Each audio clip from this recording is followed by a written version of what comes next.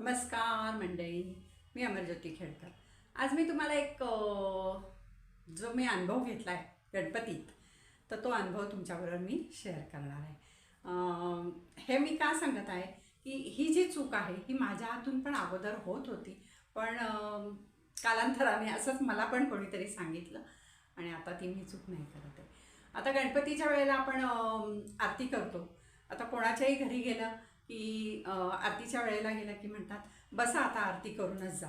आणि असं बऱ्याच ठिकाणी आरती करताना मी जे ऐकलं आहे, अनुभवलं आहे, ते मी तुमच्याबरोबर आज शेअर करते। तर त्याच्यामध्ये सुखकर्ता दुःखहर्ता जी आपण आरती म्हणतो, त्याच्या दुसऱ्या कडव्याच्या वेळेला, म्हणजे जे दुसरं कडवं आहे त्या कडव्याच्या वेळेला बऱ्याच जणांच्या हातून म्हणजे तोंडातून ही चूक होते आणि अशी मुद्दामून कोणी करत नाही, होते ही चूक। तर त्याच्यामध्ये दुसऱ्या कडव्यात काय आहे, लंबोदर पीतांबर फणीवर वंदना, सरळ सोंड वक्रतुंड त्रिनयना, दास रामाचा वाट पाहे सदना, संकटी पावावे निर्वाणी रक्षावे सुरवर वंदना।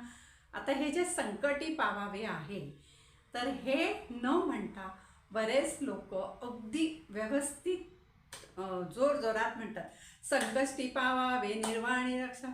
संकष्टी नाही, हे संकटी आहे। हा विघ्नहर्ता बाप्पा आपले संकट दूर करतो, तो सुख करता आहे, दुःख हरता आहे, दुःख निवारण करणारा आहे। आणि आपण त्याला विनवणी करतो। आता आरती करणं म्हणजे काय की देवाची स्तुती करणं, देवाला आळवणं हे आहे। तर आपण त्याला विनवणी करतो की संकटी पावावे, म्हणजे जेव्हा माझ्यावर संकट येईल किंवा काय होईल तेव्हा तू मला मदत कर, तू मला पाव, असा त्याचा अर्थ आहे। त्यामुळे ह्याच्यापुढे लक्षात ठेवा, जे कोणी संकटी पावावे म्हणतात ते बरोबर आहे। संकष्टी पावावे म्हणतात तर संकष्टी नाही, ते संकटी आहे। आणि ही चूक मी पण आधी करत होते आणि आता मला कळलं आहे म्हणून मी तुम्हाला सांगते। तर तुम्हाला पटलं तर तुम्ही पण तुमची चूक सुधारा। धन्यवाद।